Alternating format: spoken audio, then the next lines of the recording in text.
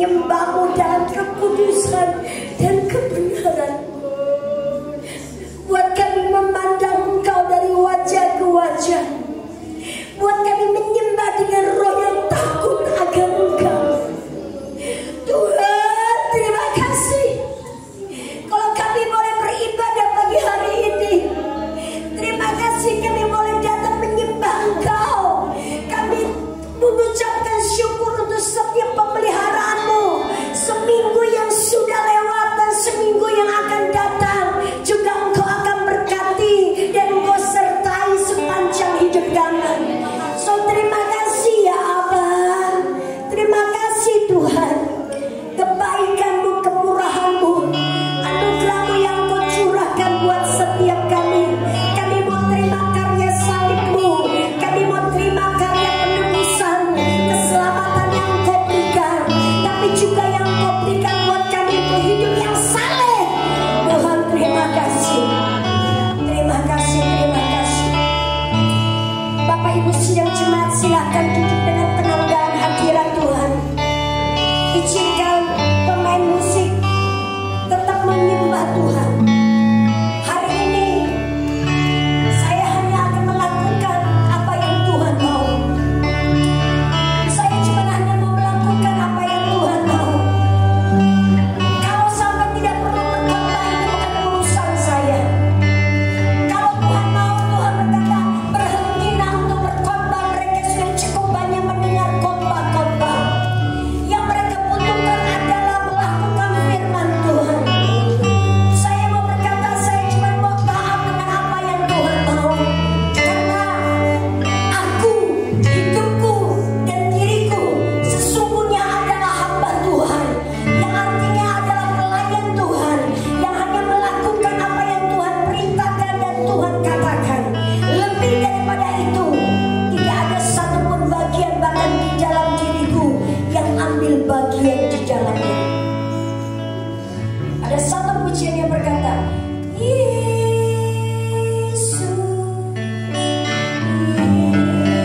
Yesus, itu baru saya.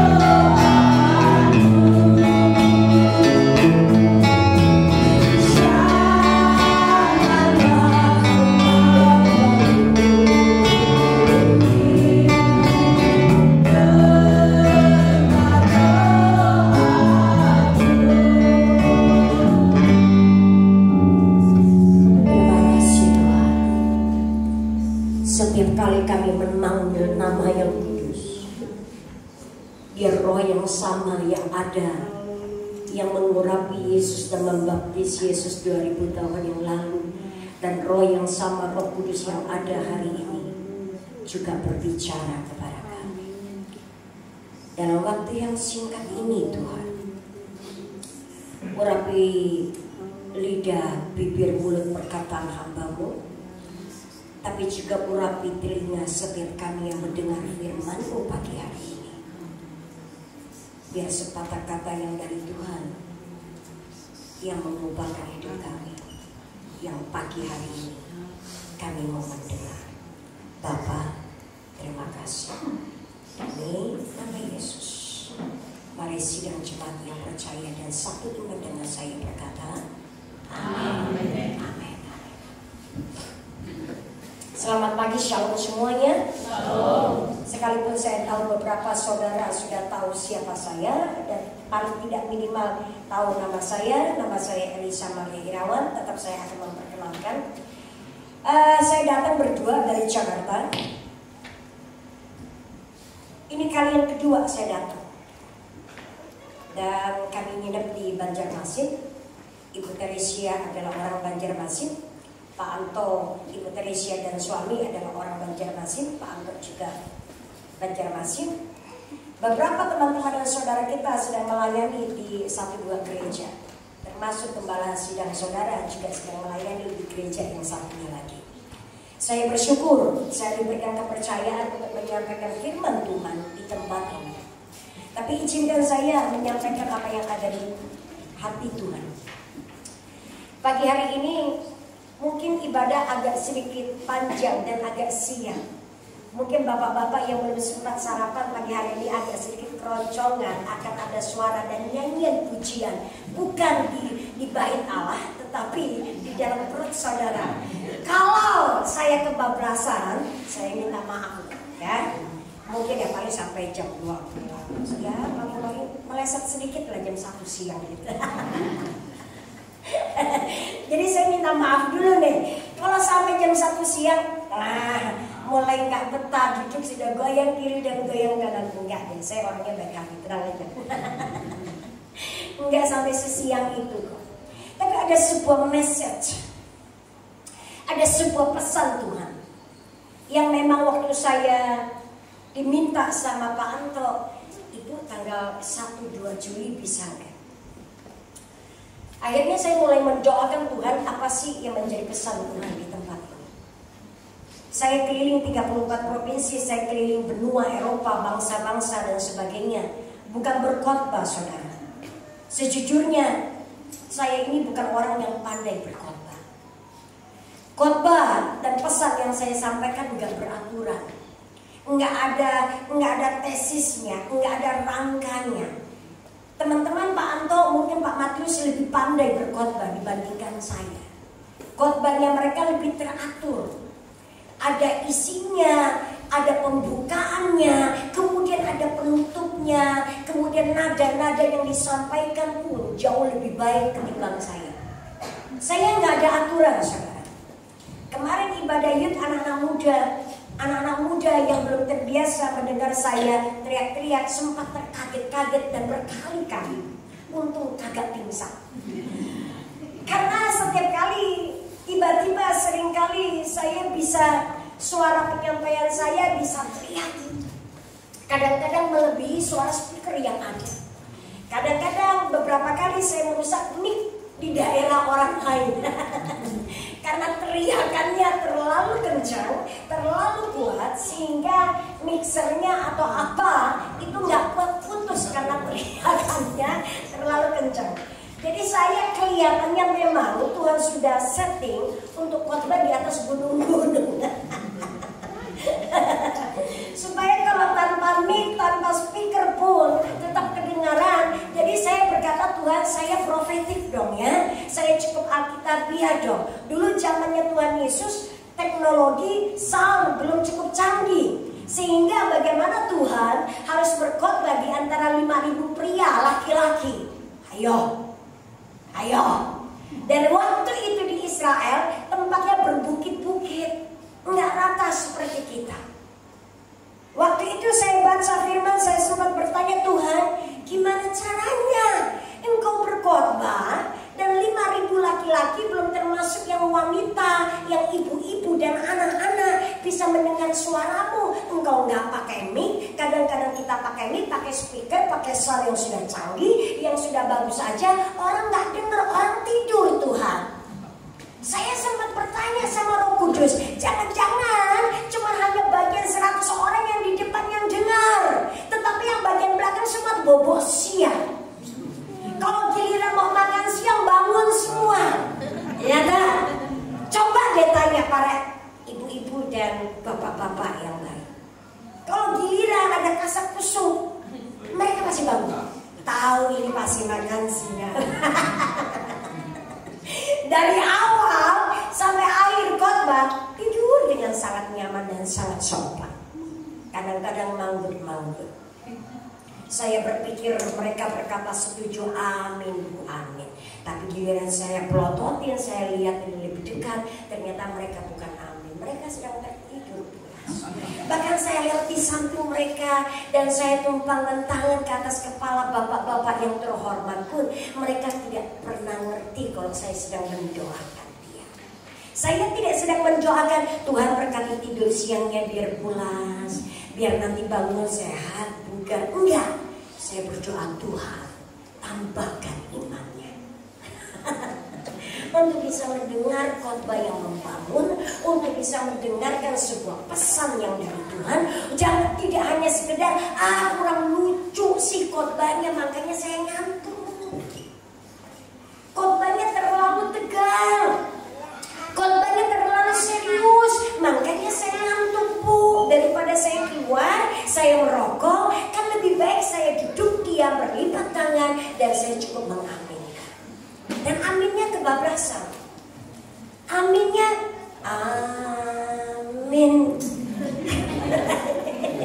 Itu kepala nggak naik-naik lagi. Jemaat sudah bubar, dia masih di situ. Pernah satu kali di daerah mana saya lupa. Kita jemaat udah bubar dan bapak itu masih sangat tenang, duduk di bangku yang kursi kayu, duduk di situ tinggal lipat tangan. Saya juga bingung, kok nggak terjatuh ya? 2,5 jam ibadah kebaktian, duduk lipat tangan sampai di situ, sampai kepala sidangnya berkata, Bu, samperin deh, bapak itu masih tertidur. Saya bilang, Pak, jangan aku yang nyamperin. Kalau aku yang nyamperin dia pasti kaget dan pasti malu. Aku bilang, Bapak pendeta aja, tepuk dengan pelan-pelan dan berkata, waktunya makan sekarang.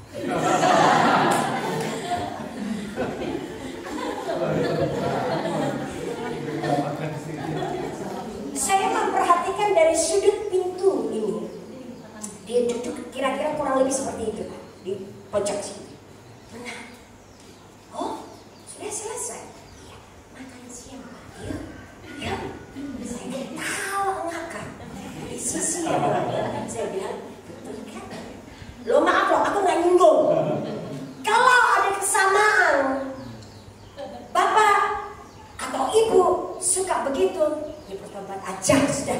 Ya, jangan nuding ini nih yang suka begini nih, ini nih yang suka begini. Nggak usah, kita introspeksi dulu aja. Ya, tapi saya berdoa GPI Grace di sini tidak seperti itu. Amin. Mari kita buka Alkitab masing-masing karena OHP tidak ada. 1 Korintus pasal yang ke-9 ayat yang ke-16. Saya akan mencoba membawakan pesan ini dengan cukup singkat supaya punya cukup waktu untuk Tuhan menyuruh saya mendoakan 1-2 saudara yang sudah melayani setiap kali ada tamu, setiap kali ada hamba-hamba Tuhan yang datang ke tempat ini dan nginep di sini, dan mereka sibuk menyiapkan makanan, mereka sibuk masak. Ada 4 orang saya diberitahukan yang sibuk masak, maka izinkan saya dalam anugerah Tuhan untuk memberkati saudara dan mendoakan saudara. 1 Korintus pasal yang ke-9 ayat yang ke-16. Saudara baca di Alkitab saudara, saya akan coba membacakan. Ayat firman itu berkata demikian, karena jika aku memberitakan Injil, aku tidak punya alasan untuk memegahkan diri. Selain itu adalah keharusan bagiku. Celakalah aku jika aku tidak memberitakan Injil. Satu ayat lagi. Pagi hari ini saya akan cukup banyak membacakan ayat Alkitab.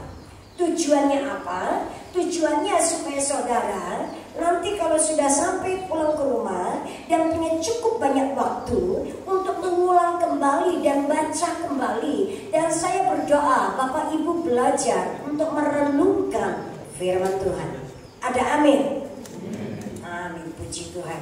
Saudara sudah amin, itu artinya iya, saya berjanji nanti akan merenungkan. Oke, itu maksudnya amin. Amin itu artinya ya, dan terjadilah seperti di sorga, di bumi seperti di sorga.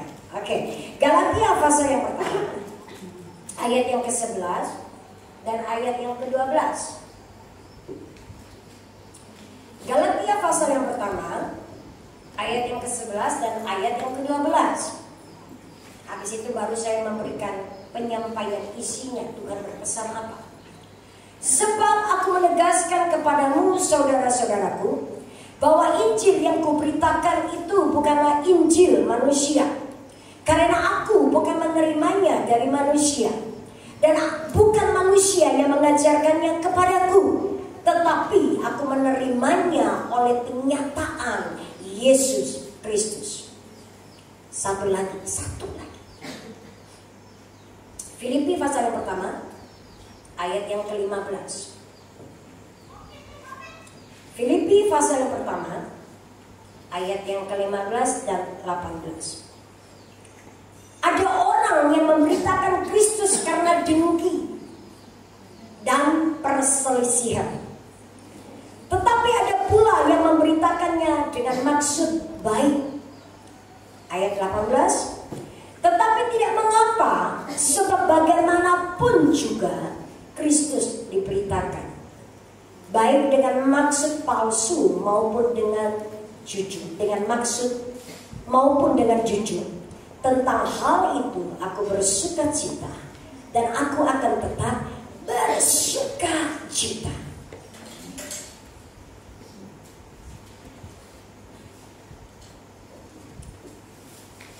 Saya lebih suka turun ke bawah untuk melihat wajah yang ngantuk. Enggak. Izinkan saya menyampaikan isi hati Tuhan. Saya sering keliling 34 provinsi menyampaikan suara kenabian. Bukan cuma hanya 34 provinsi yang ada di negeri ini, tapi juga saya keliling dalam anugerah Tuhan. Saya keliling Eropa, Amerika, bangsa-bangsa. Beberapa tahun yang lalu saya sudah keliling bangsa-bangsa dan beberapa bangsa. Hampir kurang lebih mungkin ada 100 negara, kurang lebih 105 atau 110 saya sudah keliling. Tapi di tahun yang kemarin semenjak ada pandemi, Tuhan berkata, aku mau engkau keliling lagi beberapa benua. Dan waktu di tengah-tengah pandemi, Tuhan berkata bahwa Tuhan menyuruh saya untuk menyampaikan suara kenabian. Dan menyampaikan suara kenabian dengan kuat. Bukan cuma hanya yang bahasa Indonesia, tetapi di luar pulau, di benua berbahasa Inggris, bahasa apapun juga. Tuhan berkata engkau harus lebih banyak lagi bernubuat kepada suku dan bangsa dan bahasa. Saudara sadar atau tidak, kalau kita sudah terbiasa khotbah, itu menjadi sebuah makanan sehari-hari.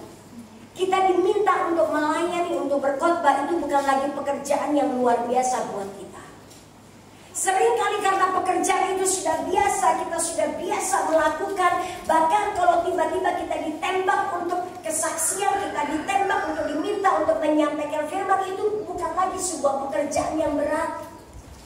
Tadi Ibu Teresia cukup kaget waktu diminta untuk menyampaikan kesaksian karena tidak ada pemberitahuan sebelumnya. Dan Ibu Teresia tidak ada persiapan untuk itu. Dan Ibu Teresia mencoba menyembunyikan kekagetannya dan mencoba, aku nggak siap. Tapi mau tidak mau saya tidak ngomong, tapi saya cuma berkata, ayolah, kamu bisa. Kalau kita belum terbiasa untuk memberikan kesaksian atau berkhotbah, kita akan punya waktu 3 hari atau 1 minggu untuk menyiapkan diri, betul ya? Sekalipun kesaksian.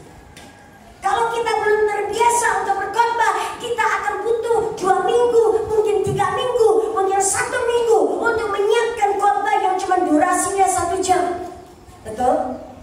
Tapi kalau itu sudah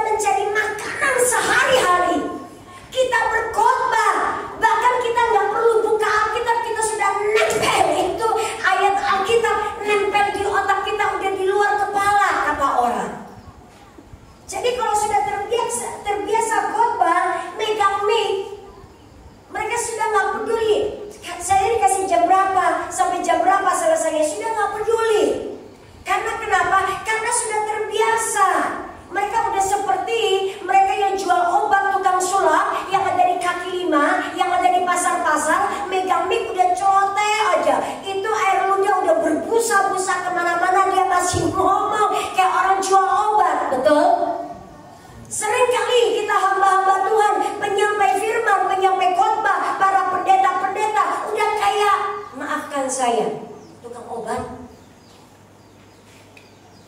Halo. Ada berapa banyak pendeta hamba Tuhan yang memiliki banyak tangan? Atau cuma saya? Ada pendeta di sini? Hamba Tuhan? 2? 1 lagi? Tidak ada. Oh puji Tuhan, nggak tersinggung berarti. Belum. Puji Tuhan berarti belum tersinggung ya. Oke. Saya kesini tidak sengaja untuk menyinggung saudara. Tapi saya mau cerita apa? Kebanyakan hamba-hamba Tuhan pendeta khotbah mirip seperti orang jual obat.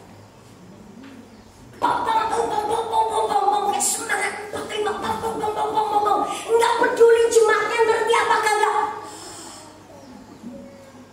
Kadang-kadang jemaatnya itu memperhatikan karena saking semangatnya. Itu pendeta, bapak pendeta berkhotbah. Atau kadang-kadang sekarang bapak pendeta pinter. Bagaimana membuat supaya jemaatnya bisa punya apa ya? Supaya bisa ngerti, supaya lebih mudah untuk dicerna, diselipin sedikit humor-humor. Betul ya? Diselipin humor. Kadang-kadang lebih banyak humornya ketimbang pesan Tuhan. Sehingga banyak jemaat dimanjakan dengan firman-firman yang penuh dengan humor. Ya kan? Pas giliran ada hamba Tuhan yang datang menyampaikan firman yang berbobot, yang sedikit serius, ngantuk semua. Apalagi kalau ada kipas angin yang cukup lumayan adem seperti nyiur melambai. 10 menit pertama masih melek semua mata. 10 menit kedua mulai sayup-sayup.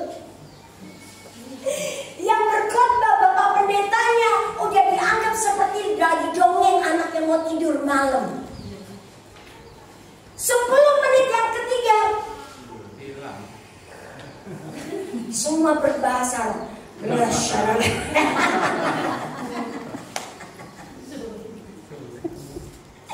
maafkan saya loh.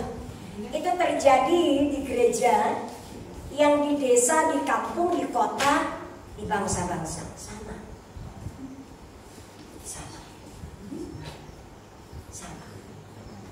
Yang saya mau ceritakan bukan itu. Yang saya mau ceritakan adalah errornya saya sebagai hamba Tuhan. Kejatuhan saya waktu Tuhan menegur saya. Tuhan nggak negur jemaat, enggak. Tuhan negur hambanya. Tuhan negur siapa? Tuhan negur pelayannya. Saya bersyukur Tuhan menegur saya. Ada di satu titik saya sudah terbiasa menyampaikan firman, mengajar dengan begitu rupa. Ada di satu titik waktu saya diminta menyampaikan pesan Tuhan di ibadah raya hari Minggu ataupun ke bangsa-bangsa, saya sudah tidak pernah lagi berdoa dan bertanya, Tuhan kau mau sampaikan apa? Saya sudah tidak punya hati di dalam dada saya, sebuah kerinduan. Apakah jemaat ini dibangun atau tidak? Saya sudah tidak peduli. Maafkan saya hamba Tuhan yang jarang terima persembahan kasih. Maafkan saya. Jadi waktu saya menyampaikan firman bukan karena saya mau terima amplop saudara, bukan.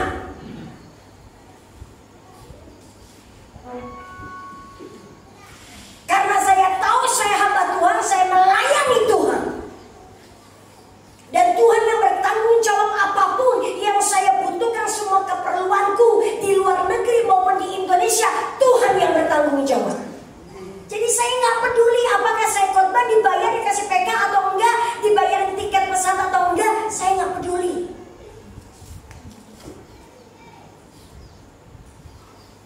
Satu ketika setelah pulang dari Eropa dan Amerika, saya tahu ada sesuatu yang Tuhan, ada sesuatu yang salah di saya. Engkau nggak ada. Karena pada waktu saya mau menyampaikan firman, saya tahu ada sebuah alarm yang sedang berbunyi di dada saya. Dan saya baru ngerti, saya sudah tidak peduli dengan jemaat, ngerti, nangkap isi hati Tuhan. Jemaat mau tidur atau tidak, saya sudah gak peduli.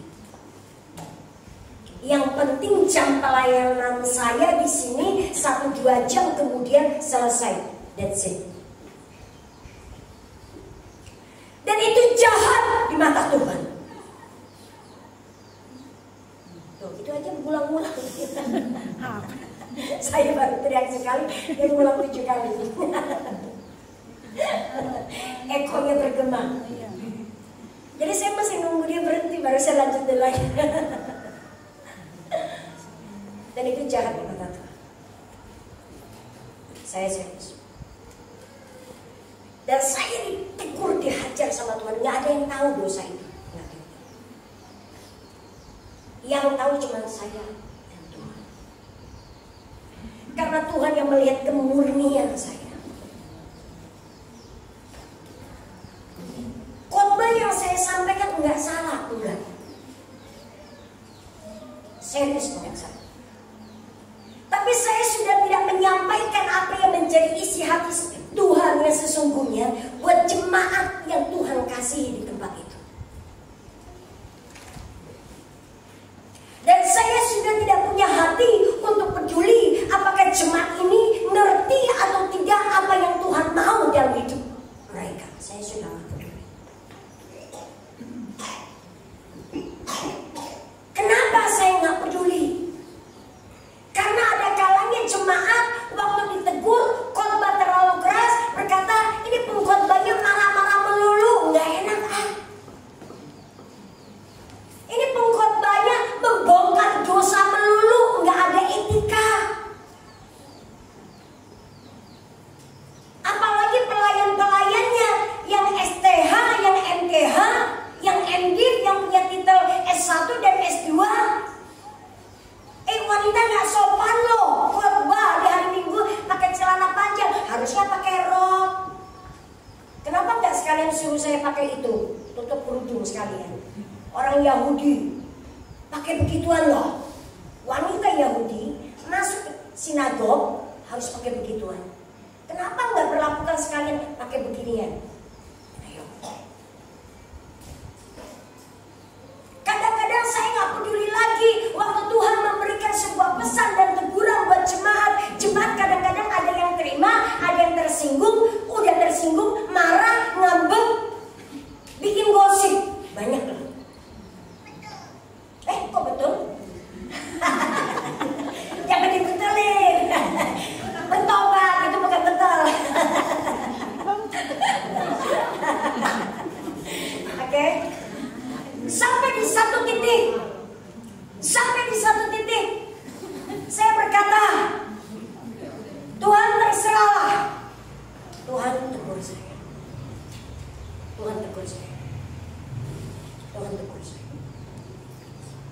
Tuhan berkata, tidak dengan kamu. Karena kamu hamba-Ku. Kamu penyambung lidah. Kamu harus sampaikan apa yang ada di isi hatiku. Terlepas hamba-hambaku yang lain tidak peduli dengan apa yang ada di hatiku, tapi engkau harus peduli. Dan hari itu saya tahu Tuhan berurusan dengan hati saya.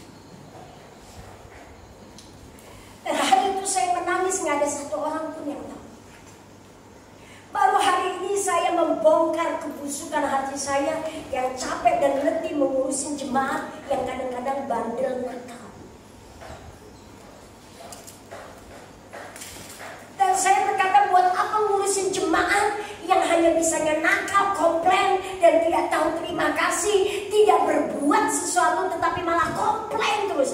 Sampai di satu titik jiwa saya letih. Hamba Tuhan juga bisa letih loh. Karena hamba Tuhan juga manusia, darah dan daging. Bukan saudara jemaat yang letih, kami juga pelayan-pelayan Tuhan bisa letih. Frustasi kadang-kadang. Harus menangkap apa yang menjadi isi hati Tuhan, kemudian harus bekerja, dan Tuhan harus pelayanan itu nggak mahal loh, nggak murah loh saudara. Pelayanan itu mahal. Kalau saudara pelayanan di sebuah organisasi yang mendukung pelayanan saudara, saudara bersyukur. Paling minimal, paling sedikitnya ada dana yang tercover dari organisasi, betul ya? Saya tidak ada satu organisasi pun yang mengcover. Saya bergerak dan saya melakukan, berjalan karena atas perintah Tuhan. Bayangin.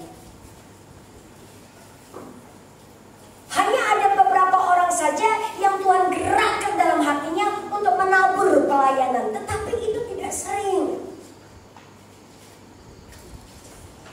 Waktu saya membaca 1 Korintus, Tuhan berkata, engkau baca apa yang terjadi dengan hambaku Paulus. 1 Korintus pasal yang ke-9 ayat 16.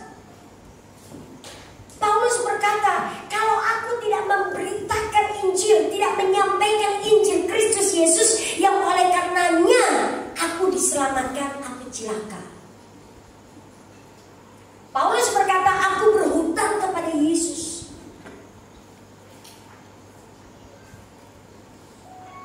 Kemudian di satu ketika Injil, ada begitu banyak orang yang memberitakan Injil. Bukan lagi Injil tentang Yesus yang mati di atas kayu salib dan memberikan hidupnya untuk menebus hidupmu dan hidupku. Tetapi ada begitu banyak orang yang muncul memberitakan Injil, Injil pribadi, Injil organisasi.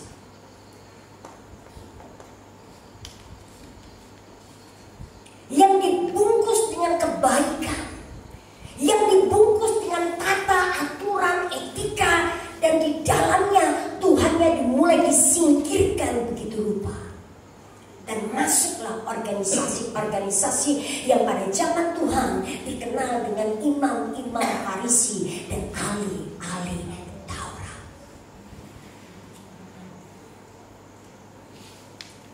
Kemudian di Galatia dan di Filipi kita membaca di zamannya Paulus berkata, ada begitu banyak orang memberitakan Injil, menyampaikan pesan Tuhan dengan maksud dengki, iri hati, perselisihan. Saya nggak bisa mengerti bagaimana mungkin bisa orang menyampaikan Injil atau menyampaikan pesan Tuhan karena alasan iri.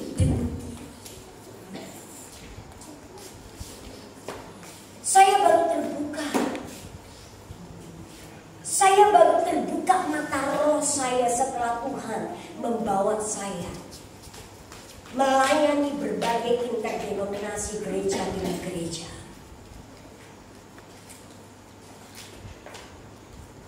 Senyap kan?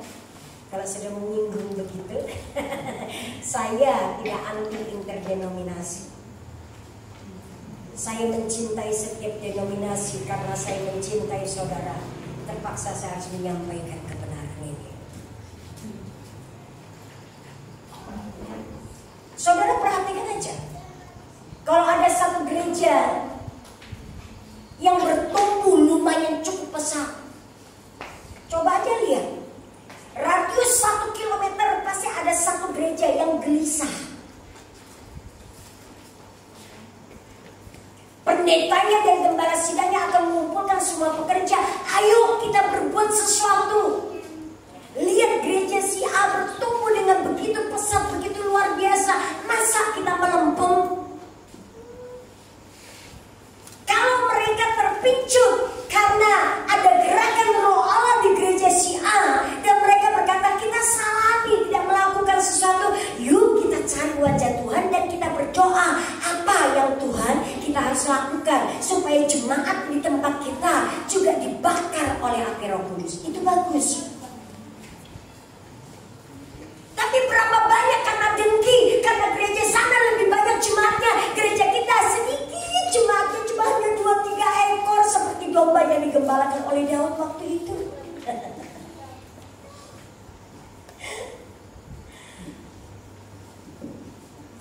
Dan tidak bertumbuh-tumbuh lagi. Dombanya cuma 2-3 ekor, tiap tahun cuma 2-3 ekor, nggak beranak, tidak bercucu, mantul.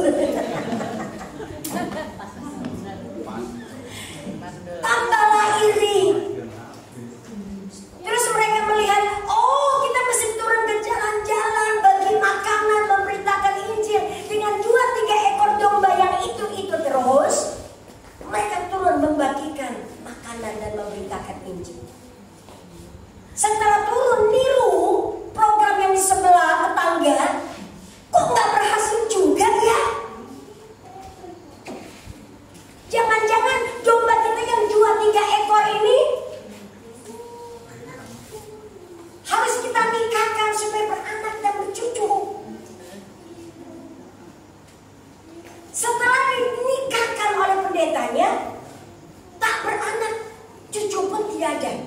Sudah nikah loh. Bertambah sedikit karena sudah menikah toh. Selidiknya selidik, ternyata dombanya sudah terlanjur dikebiri.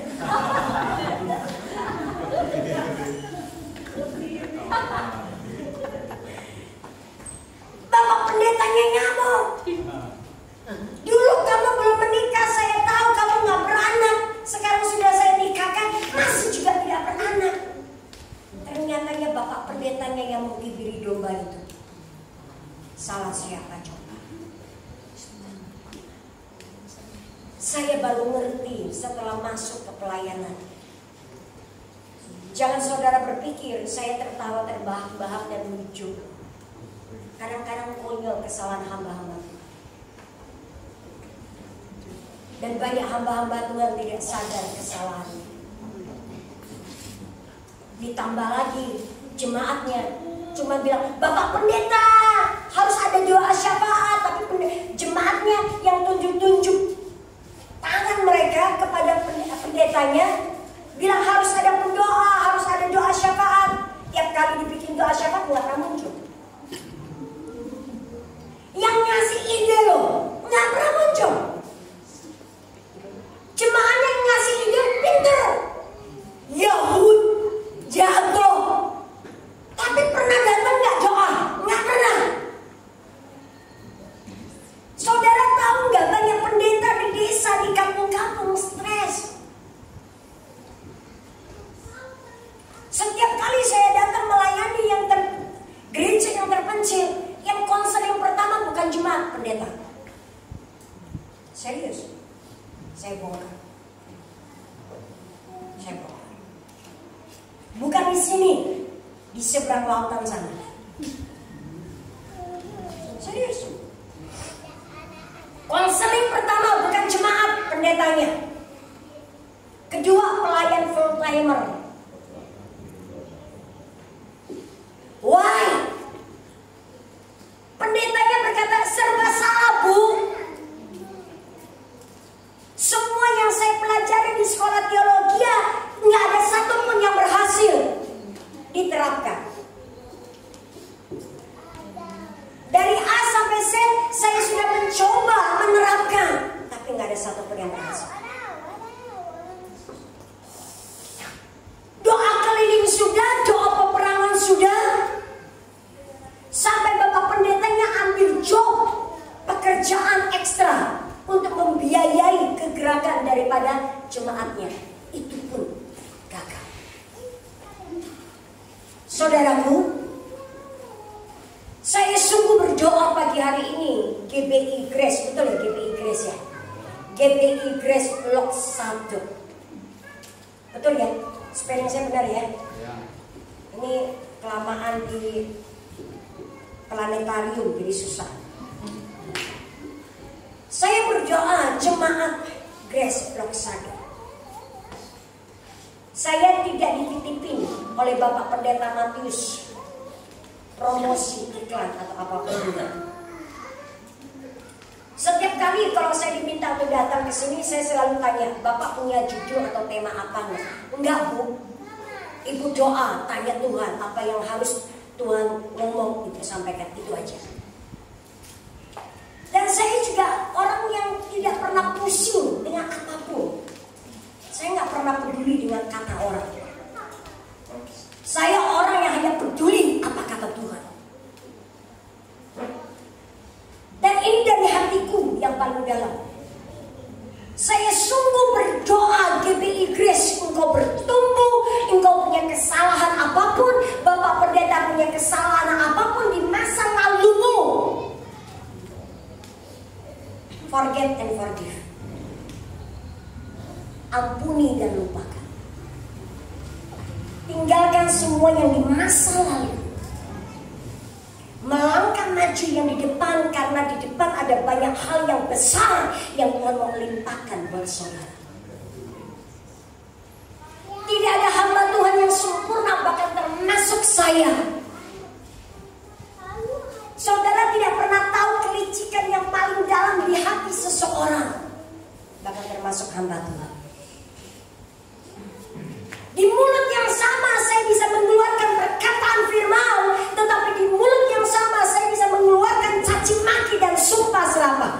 firman Tuhan. Di mulut yang sama saya bisa memuji Tuhan, menyembah Tuhan, tapi di mulut yang sama saya bisa pakai untuk menggosipkan dan menjatuhkan banyak hamba-hamba Tuhan, termasuk saya. Mungkin di mulut saya nggak keluar perkataan-perkataan itu, tetapi lagi zaman teknologi sosial media di jempol saya.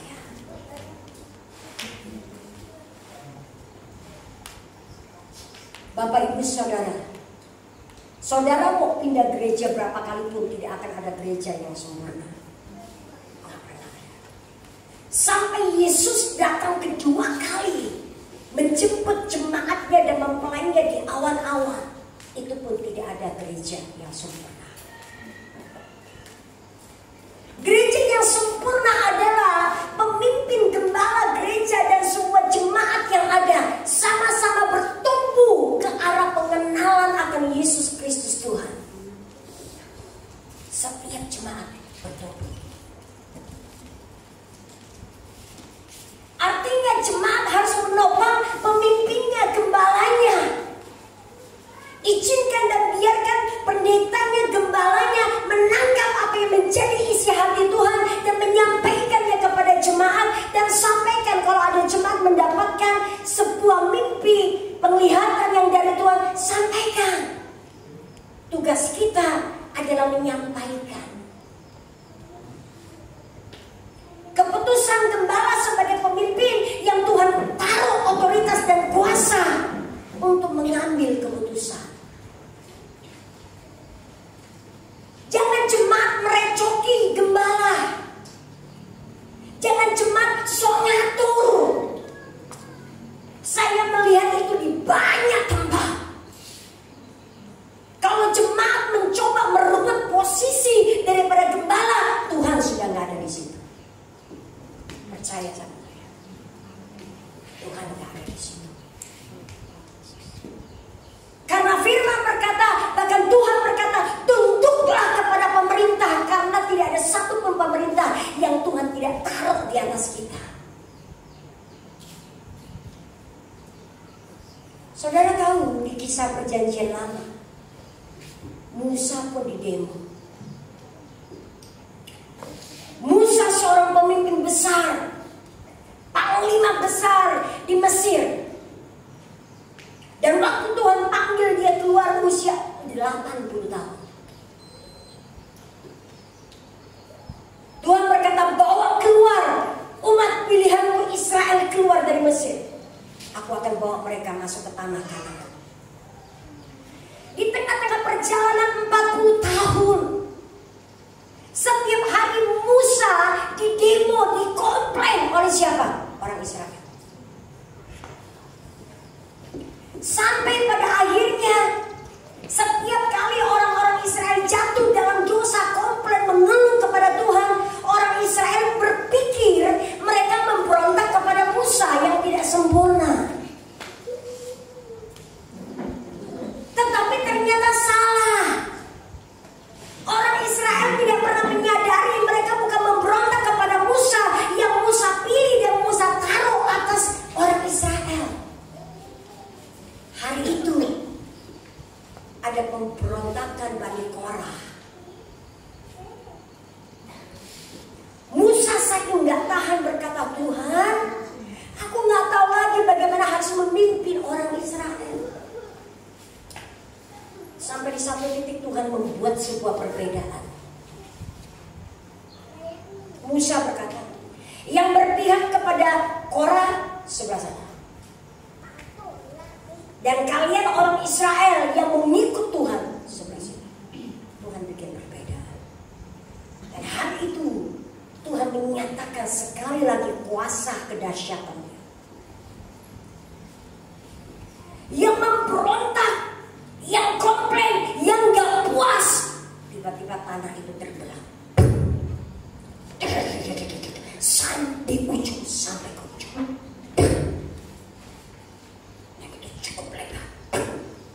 Orang-orang yang berdiri di sisinya Korah, satu demi satu,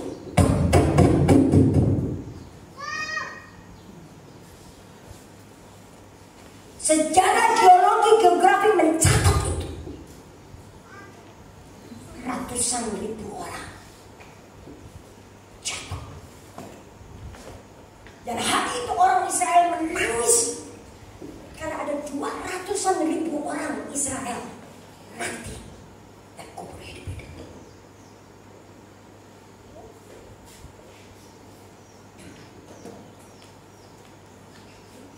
Tuhan bela Musa dengan cara yang dahsyat. Kita tahu Musa nggak sempurna. Kita tahu. Bahkan Musa sempat dan pernah melanggar kemuliaan Tuhan sampai Tuhan tidak mengizinkan Musa masuk ke tanah Kanaan kok. Tapi Tuhan berurusan dengan Musa, jangan jemaat yang berurusan dengan Musa. Itu bukan hakmu. Itu bukan bagianmu. Sekali lagi saya garis bawahi.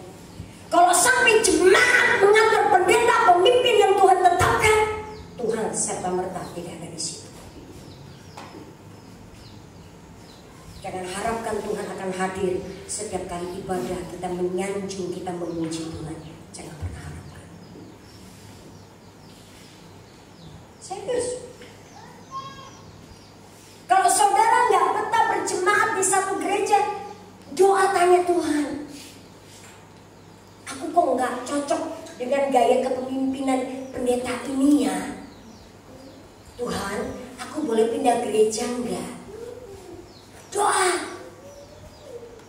Gereja mana yang aku harus pergi dan berjemaat? Biar Tuhan tunjukkan gereja mana yang dimana kita bisa bertumbuh. Iya dong. Bukan karena perasaan gue cocok nih sama firmannya, gue cocok nih sama gaya pendetanya, gaul. Bukan begitu. Gaul-gaul juga galak. Kalau kuat sama galaknya nggak apa-apa. Ya, dikasih pendeta yang baik, kebapaan, ngayomi. Jemaat bilangnya apa namanya?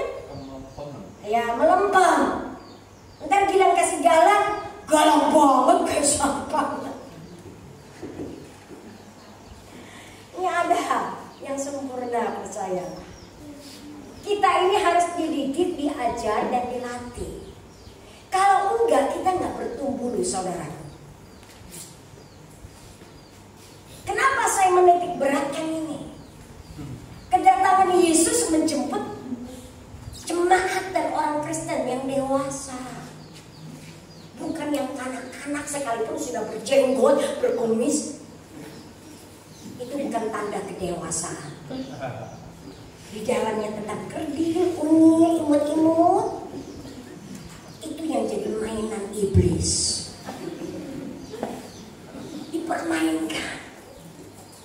Yesus datang menjemput jemaat yang dewasa.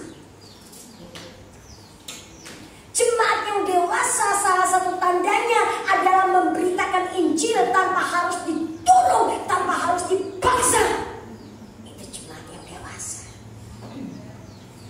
Tapi banyak jemaat berkata, ibu aku gak pandai ngomong seperti ibu, kasih urapan, kasih impartasi urapan supaya pintar ngomong. Gak perlu. Ngomong aja apa yang kamu bisa ngomong. Cerita tentang Yesus. Kalau memang bapak dan ibu nggak pintar ngomong, lewat hidupmu, biar kita punya kesaksian hidup menceritakan tentang Yesus yang hidup. Amin. Kalau kita nggak bisa ngomong, tapi dari hidupmu, dari tindakanmu, dari responmu bisa menceritakan tentang Yesus yang hidup. Banyak orang ngomongnya pinter, tapi tindakan hidupnya, respon hidupnya tidak menceritakan, tidak menggambarkan apa yang dia omong. Ujungnya omong.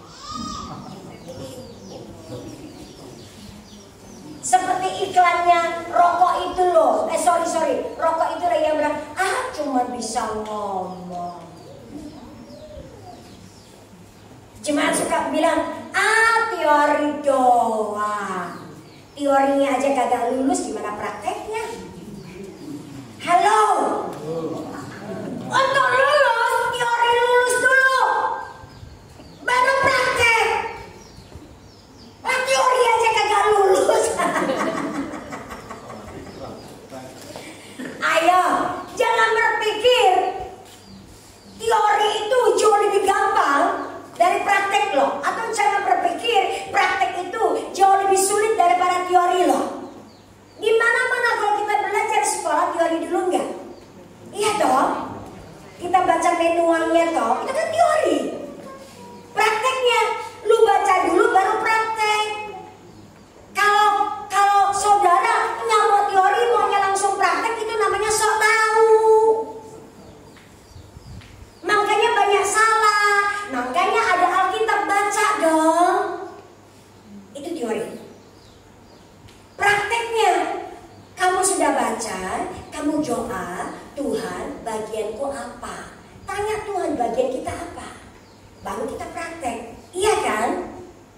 Tapi baca dulu enggak? Nah itu teori dulu. Baru kita praktek. Saya juga praktek loh.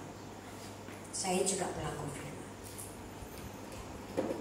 Saya nggak cuma sekedar ibu mau ngomong enak, nggak enak. Ini waktunya udah habis. Saya mau tarik sampai jam 1. Nggak enak saudara. Saya mau bagikan kebenaran. Setiap orang menyampaikan firman Tuhan yang diurapi oleh Roh Kudus. Setiap kali menyampaikan isi hati Tuhan itu nggak enak. Kenapa nggak enak? Karena itu firman seperti pedang bermata dua, nusuk ke jemaat, nusuk ke hamba Tuhan. Nggak enak banget.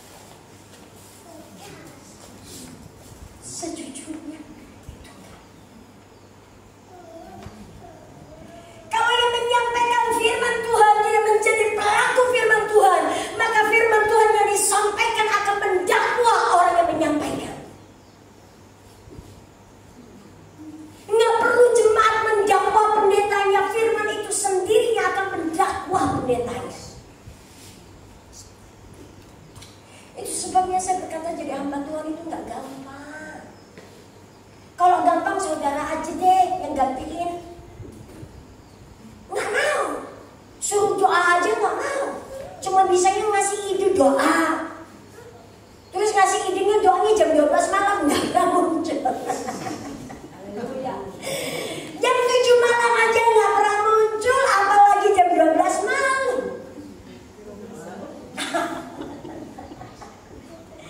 Iya Pak, iya. Itu curhatan hamba-hamba Tuhan di seluruh negeri. Serius. Itu sebabnya banyak gereja dan umat Tuhan nggak pernah dewasa. Dan Tuhan nggak datang-datang. Ini zaman sudah, maaf kata ya, udah edan. Kalau Tuhan nggak segera datang, maka akan ada banyak yang nggak bisa terangkat dan diselamatkan. Serius. Beritakan Injil. Bagaimana kita bisa memberitakan Injil kalau Alkitab aja kita nggak pernah baca? Beritakan Injil karena kita harus memberitakan Injil karena kita berhutang kepada Kristus. Jangan karena perselisihan, jangan karena ada iri hati. Walaupun demikian, Paulus berkata, aku bersuka cita nggak apa-apa. Kalau motivasi mereka nggak murni, nggak apa-apa. Yang penting Injil diberitakan. Hebatnya Paulus. Hebatnya Paulus. Dia nggak marah. Saudara tahu kenapa saya berkata Paulus itu hebat? Tahukah saudara di Korintus, di Filipi, orang-orang yang melempar batu ke Paulus gara-gara dia memberitakan Injil itu pendeta-pendeta loh. Yang membuat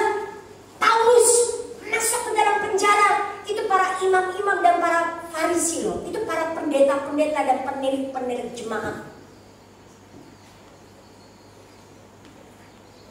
Serius. Dan Paulus berkata, walaupun tantangan kita di depan seperti itu hebat, jangan patah semangat, karena upahmu besar di surga. Upah kita bukan cuma sekedar besar di surga, di muka bumi juga bisa kita.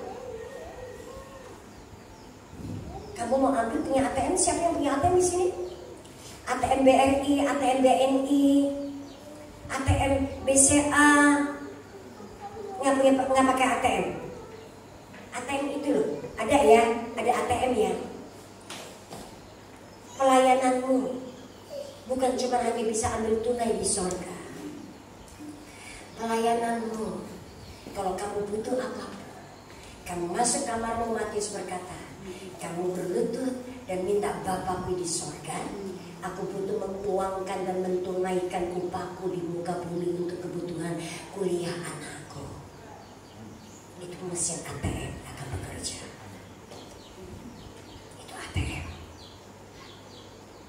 Mereka yang mendapatkan upah adalah mereka yang melayani. Mereka yang bekerja yang dapat upah.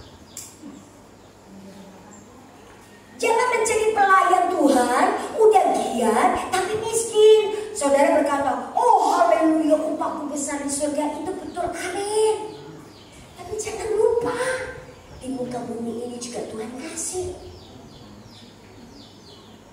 Sekali waktu saya melihat banyak hamba-hamba Tuhan yang keliling misi ke pedalaman-pedalaman menjangkau orang-orang suku Baduy yang tak terjangkau. Biaya mereka, perjalanan mereka itu mahal sekali. Dan hamba Tuhan ini tinggal di tengah-tengah suku Baduy dan punya rumah, beberapa rumah di luar kota. Dan hamba Tuhan ini keliling ke Jakarta, Bekasi, Jabodetabek untuk melayani.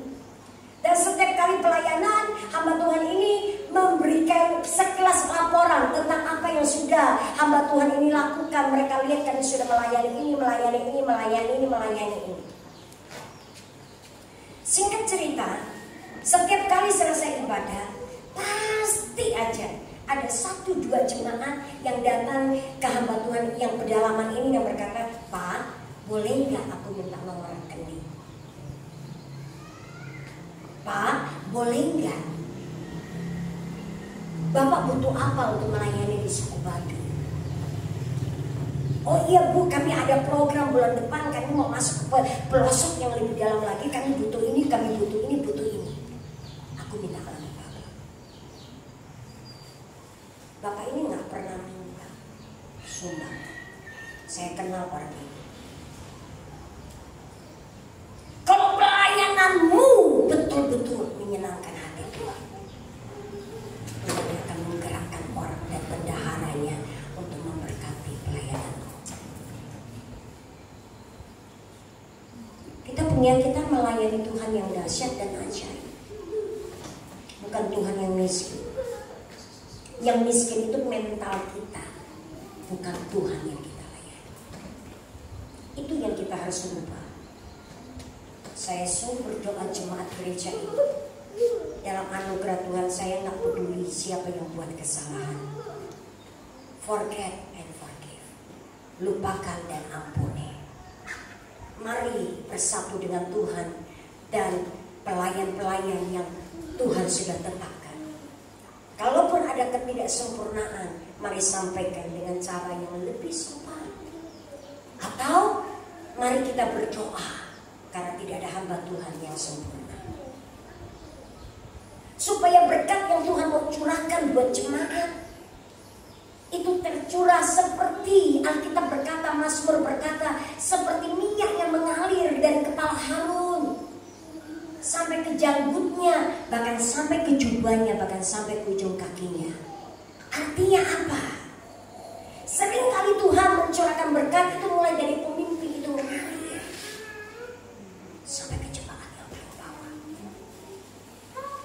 Mari kita topang. Dan mari pemimpin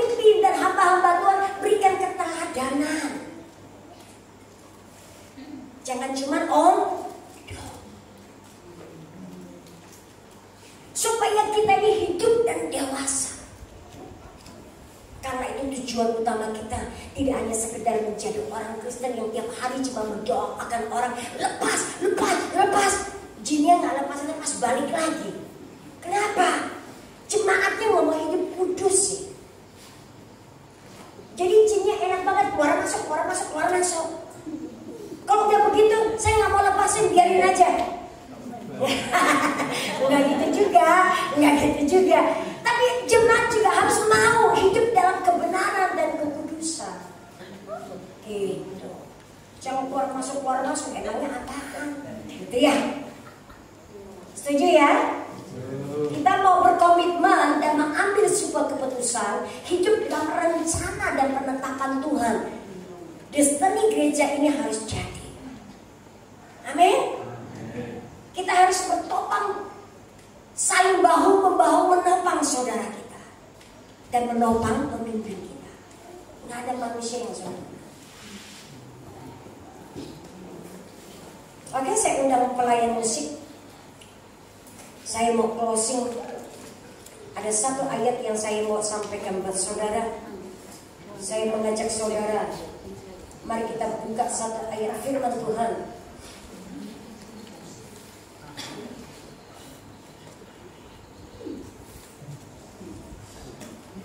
Coba saudara buka, kalau saya nggak salah ingat itu di Filipi pasal yang ke...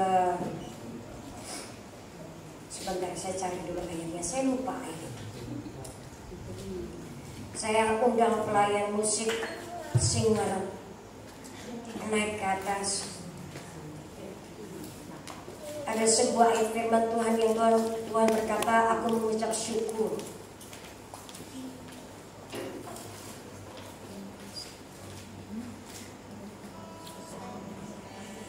Filipi pasal yang keempat ayat yang ke-9. Dalam versi terjemahan bahasa Indonesia enggak terlalu komplit, tapi saya akan coba untuk menerjemahkan. Dalam versi bahasa Indonesia, ayat firman ini berkata, Filipi 4 ayat 9, ayat yang ke-6, maafkan saya. Filipi 4 ayat yang ke-6 berkata begini, janganlah hendaknya kamu khawatir tentang apapun juga, tetapi nyatakanlah dalam segala hal keinginanmu kepada Tuhan dalam doa dan permohonan dengan ucapan syukur. Versi terjemahan bahasa Inggris berkata begini, jangan kamu khawatir, janganlah hendaklah kamu khawatir tentang apapun juga. Itu artinya jangan sampai fokusmu, jangan sampai engkau tidak berfokus dengan Tuhan. Jangan sampai fokusmu dipecah.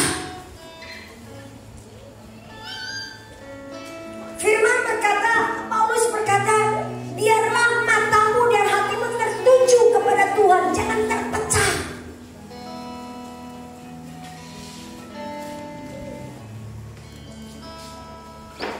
Dan Alkitab berkata, nyatakan semua apa yang kamu rindukan, yang kamu inginkan, yang sudah dipenuhi maupun yang belum dipenuhi, yang sudah dikenapi maupun yang belum dikenapi. Apapun yang kamu butuhkan. Dan Alkitab berkata, nyatakan itu lewat doamu dan permohonanmu. Itu detailnya seperti itu. Itu Alkitab ngomong persis. Apapun yang kamu butuhkan, apapun yang kamu inginkan, curahkan permohonanmu lewat doa dan ucapan syukur kepada Tuhan. Apapun.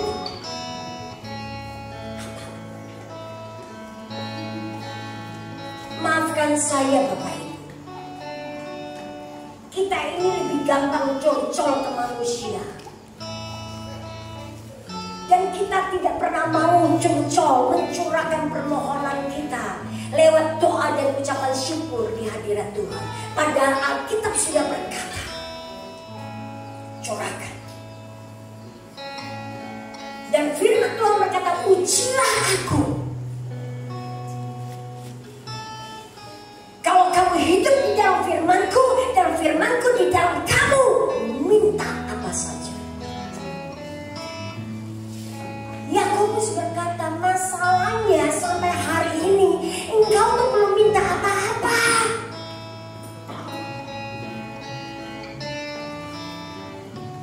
Itu sebabnya Tuhan belum genapi. Perasaan kita toh, aku udah minta, Tuhan bilang belum.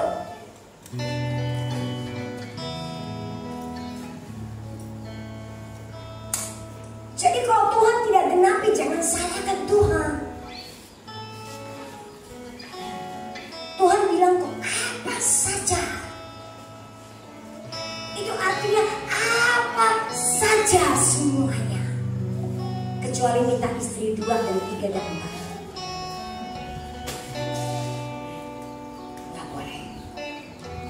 Tuhan bilang 1 aja lu gak sanggup menghandle, apalagi 2 dan 3 dan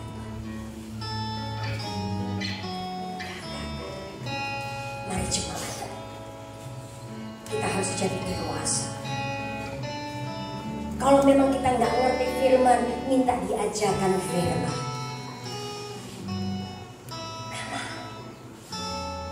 Dan Tuhan berkata, uji aku, apakah aku Tuhan yang tidak mendengarkan permohonan.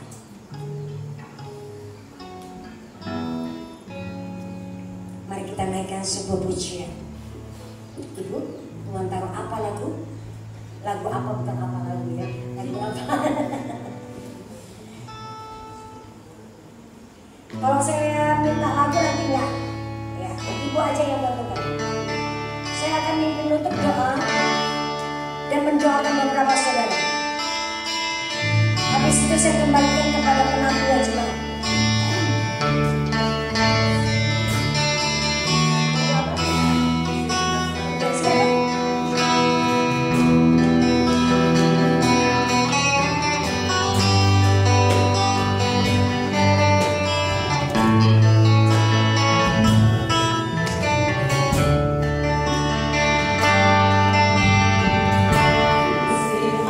Akan selalu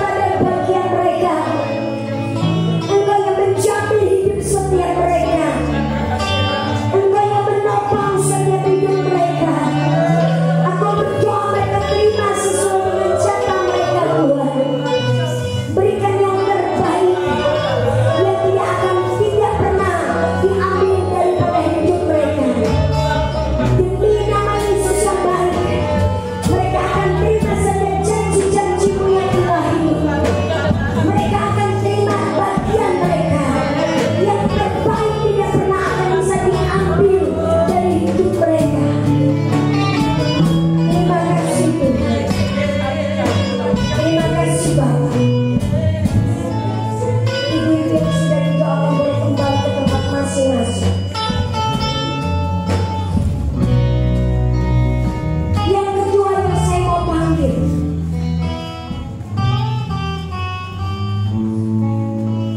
musikal lari dan penyembahan dengan lembut. Saya nggak tahu kapan bisa balik ke tempat ini. Sekalipun pendeta saudara meminta saya untuk balik di bulan Desember, saya belum tentu menolak. Jadi izinkan saya menuntaskan apa yang harus saya selesaikan di gereja ini. Apakah ada di antara saudara, Anda adalah seorang pengusaha? Jangan ikut-ikutan. Apakah ada di antara saudara, Anda adalah seorang pengusaha? Apakah itu pengusaha golongan kecil, menengah, besar, terserah. Musik menyembahkan. Kalau ada pengusaha, saudara adalah seorang pengusaha, bolehkah saya minta maju ke depan? Kalau tidak ada, enggak usah. Ketiga, apakah ada jemaat di tempat ini pada waktu firman itu disampaikan dan Roh Kudus mengingatkan saudara ada 1, 2, 3 kesalahan yang saudara lakukan kepada pemimpinmu, dan saudara diingatkan salah, dan Roh Kudus berkata, nah, bertobat.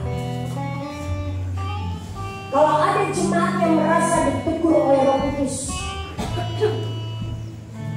maukah engkau maju ke depan? Izinkan aku berdoa buat Anda.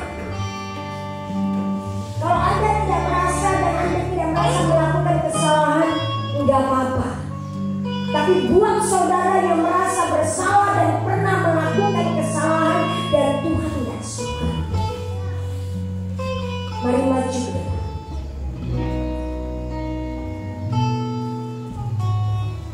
Yang terakhir, adakah saudara pelayan di tempat ini, engkau melayani apapun juga? Engkau hamba Tuhan yang sering melayani, dan engkau tahu engkau hamba Tuhan yang sudah tidak punya lagi kemurnian, dan engkau hanya melakukan pelayanan yang engkau suka dan engkau mau.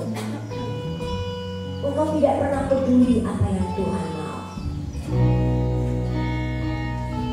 dan engkau tahu itu salah dan Tuhan tidak suka. Apakah ada orang? Silakan maju.